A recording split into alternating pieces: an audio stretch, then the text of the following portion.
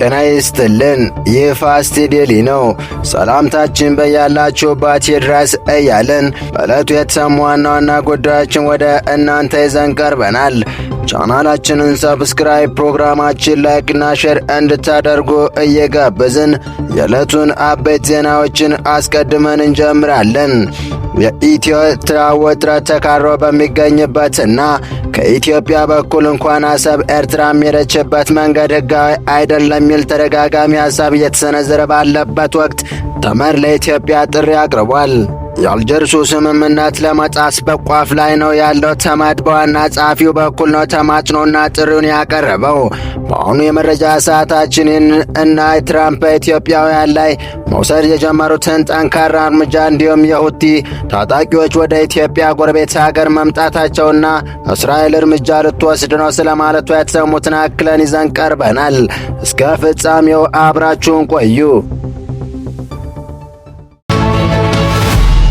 አንቶኒዮ ጉተሬዝ ኢትዮጵያና ኤርትራ ለአልጀርስ ስምምነት ያላቸውን ቁርጠኝነት ዳግም እንዲያረጋግጡ ጥሪ ያቀረቡ።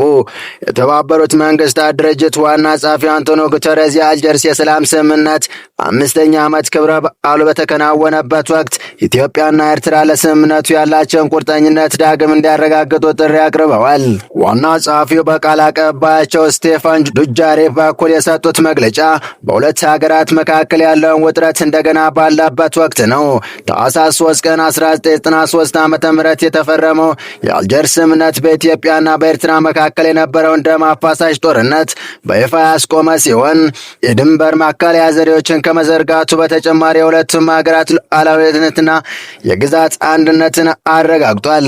ዋናው ጸሐፊው ስምምነቱ ለሩብ ምዕተ ዓመት ያህል ሰላማዊ ግንኙነት መሠረት ያደረገ ወሳኝ ማዕከል በማለት ገልጸውታል። ጉተሬዝ በተጨማሪ ከ7 ዓመታት በፊት የሁለት ሀገራት መሪዎች በጋራ መግለጫ አማካኝነት ለሰላም የገቡትን ቁርጠኝነት ያደረሱበት ሁኔታ አስታውሰው ይህም የውይይትና የትብብር ዋጋ የሚያሳይ ማረጋገጫ ነው ብለዋል።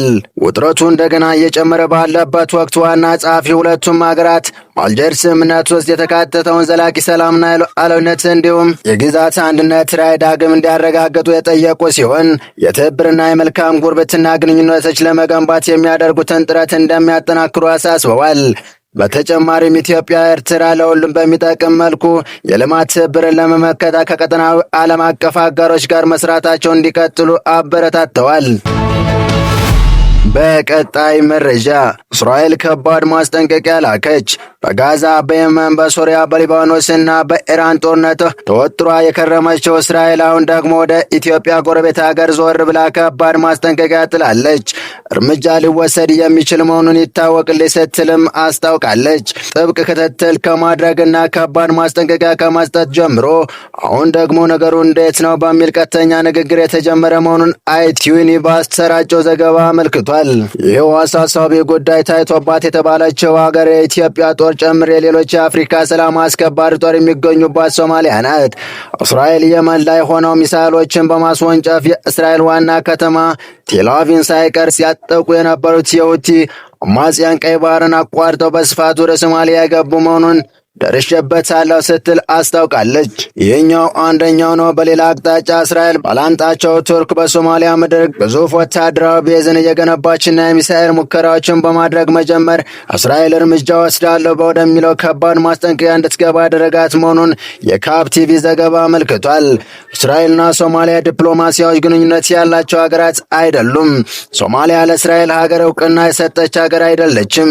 ያም ሆኖ ነገሩ ከረር ያለ በመሄዱና የየመንም ሁቲዎች በስፋት ወደ ሶማሊያ ከገቡ ከእስራኤል የመን ካለው ርቀት ይልቅ ከእስራኤል ሶማሊያ ያለው ርቀት ያጠረ መሆኑን እስራኤላውያን ለአደጋ ያጋልጣል የሚለው ድምዳሜ ላይ ደርሰዋል። በዚህ ምንም እንኳን እስራኤል ከሶማሊያ ጋር ይፋዊ ግንኙነት ያላት ሀገር ባትሆንም በዚህ ጉዳይ ከሶማሊያ አመራሮች ጋር ቁርጠኝነት መነገሩ ግድ አለ መሆኑን ይኸው የአይቲዩኒፎር ዘገባ አመልክቷል። እንደ ካፕ ቲቪ ዘገባ ከሆነ ሶማሊያን በተመለከተ የእስራኤል ስጋት የየመን ሁቲዎች ብቻ አይደሉም። ሌላኛው በሶማሊያ በኩል እስራኤል ላይ የተረጋገጠ ስጋት የቱርክ ወታደራዊ እንቅስቃሴ ነው። ቱርክና እስራኤል በይነ ቁርጠኛ የሚታዩ ሀገራት ናቸው።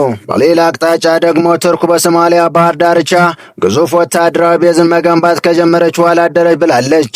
በዚህ የእስራኤል መንግስት ዓለም አቀፋዊ ጉዳዮች አማካሪ የሆኑት ሻይጋል ከአንድ ሳምንት በፊት የሶማሊያ ባለስልጣናት እናትነ በጥብቅ ያስጠነቀቁ መሆኑን ይኸው የካብ ቲቪ ዘገባ አመልክቷል። እንደ ዘገባው ከሆነ ሻይጋል በዚሁ ማስጠንቀቂያቸውም ለብዙ ዓመታት እስራኤል ኢራንን አጠቃሚ የሚል ግምት ነበር። ሶማሊያ ደግሞ ከኢራን አንጻር ብዙም ከኛ የምትርቅ ሀገር ስላልሆነች ርቀት አይገድበንም የሚል መልእክትን ያስተላለፉ መሆኑ ይታወቃል።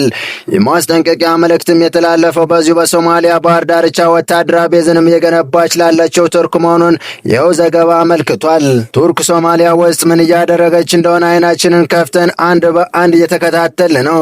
ቱርክ በሶማሊያ ወታደሮች ከማሰልጠን ቀን ጀምሮ እስከ ሚሳኤል ሙከራዎች ድረስ የዘለቁ ስራዎችን እየሰራች እንደሆነ እናውቃለን ሲሉም አስታውሰዋል። አውሮፓዊቷ ቱርክና እስራኤል አይገቡም። በጠቅላላ የሚፈልጉት ሀገራት ናቸው። በቅርቡ ቱርክ የእስራኤል ጠቅላይ ሚኒስትርና ሌሎች 36 ባለስልጣኖች በጋዛ ለፈጸሟቸው ወንጀሎች በቁጥጥር ስር ውለው ለፍርድ መቅረብ አለባቸው በማለት ቱርክ በባለስልጣናት ላይ የእስር ማዘዣ ያወጣችበት ሁኔታም ታይቷል። አሁን ደግሞ ሁለት ሀገራት በሶማሊያ ጉዳይ ላይ ወደ አዲስ መካረር ገብተዋል። እስራኤል በማንኛውም ጊዜ ጥቃት ሲዘነዘርብ ይችላል እያለችም ነው።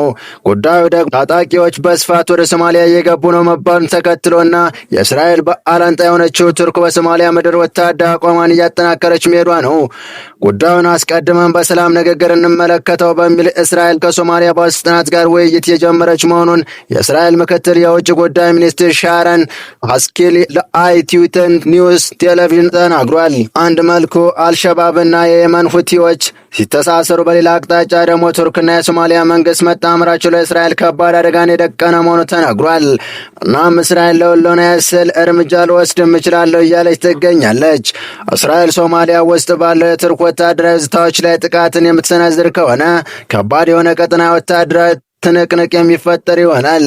የእስራኤል ምክትል የውጭ ጉዳይ ሚኒስትርን በሶማሊያ አደጋ ዓለም አቀፋዊ አድማስ ይኖረዋል በማለትም አስጠንቅቀዋል። በመጨረሻም የፕሬዝዳንት ዶናልድ ትራምፕ አስተዳደር በስደተኞች ላይ እየተወሰደ ካለው ጠንካራ እርምጃ ጋር በተያያዘ የአሜሪካ የሀገር ውስጥ ደህንነት መስሪያ ቤት ከሁሉም የክፉ አደገኛ የውጭ ዜጋ ወንጀለኞችን ዝርዝር ይፋ አድርጓል። ከሁሉ የከፋ አደገኛ ወንጀለኞች ተብለው በመጡበት ሀገር ተለይተው ማንነታቸው ይፋ የሆኑት ስደተኞች በተለይ ወንጀለኞች ውስጥ ተሳትፈዋል በሚል በስደተኞችና የጉምሩክ ሕግ አስተባባሪ በሆነው አይስ በቁጥጥር ስር የሚገኙ ናቸው። በዚህ ዝርዝር ውስጥ ከተለየ የዩናይትድ ስቴትስ ግዛቶች የተለየ ስምነት ወንዶችና አንዲት ሴት ኢትዮጵያውያን ፎቶግራፍ ስም የፈጸሙ ወንጀልና ከየትኛውም የአሜሪካ ግዛት እንደሆኑ ይፋ ተደርጓል። ኢትዮጵያ ሆኖ በግድያ፣ በእጽ ዝውውር፣ የጦር መሳሪያ ይዞ በመገኘት በዘረፋና በሌሎች ወንጀሎች ላይ የተገኘ መሆናቸውን የወጣ ዝርዝር ያመለክታል። አደገኛ ተብለው የተለዩ 9 ኢትዮጵያውያን ከአንዱ በስተቀር የሁሉም ፎቶ ፈጽመውባቸዋል ከተባሉ ወንጀለኞች ጋር ለሕዝብ ይፋ ተደርጓል። እነዚህም ሄኖክ ፈቃዱ፣ በረከት መኮንን፣ ቡክታክ ታምራት፣ አዳነ ዮሴፍ፣ መስፍን ሁሴን፣ ንግስት በየነ፣ ጳውሎስ ኪዳኔ፣ ሳምሶን ኪዳኔ እና ቤዛ ከበደ ናቸው። በሕግ አስከባሪው ባለስልጣን አደገኛና ከሁሉ የከፉ ተብለው በቁጥጥር ስር የዋሉትና ከአሜሪካ ይባረሩ ተብለው የተለዩት ሌላ አገር ዜጎች ትኩረት እንዳይደረግባቸው ያደረጓቸው የወንጀል ድርጊቶችን ዘርዝሯል። ከተጠቀሱት መልካምነት የቤት ውስጥ ጥቃት፣ በተደጋጋሚ ተጥሶ ማሽከርከር፣ ዘረፋ፣ ልጆችን ማገት፣ የሽብር ማስፈራሪያ፣ በጦር መሳሪያ ጥቃት መፈጸም፣ የተሰረቁ ንብረቶችን መቀበል፣ የፍርድ ቤት ትዕዛዝን አለማክበር፣ ህገወጥ የገንዘብ ዝውውር ይገኙበታል። የአገር ውስጥ ደህንነት መስሪያ ቤቱ የተለያዩ ወንጀሎች ፈጽመው እጅ ከፈንጅ አደገኛ ስደተኞች በማለት በመላው ዓለም አቀፍ የሚገኙ ሀገራት የመጡ ግለሰብ በቁጥጥር ስር መዋላቸውን ያወጣው ዝርዝር ያመለክታል።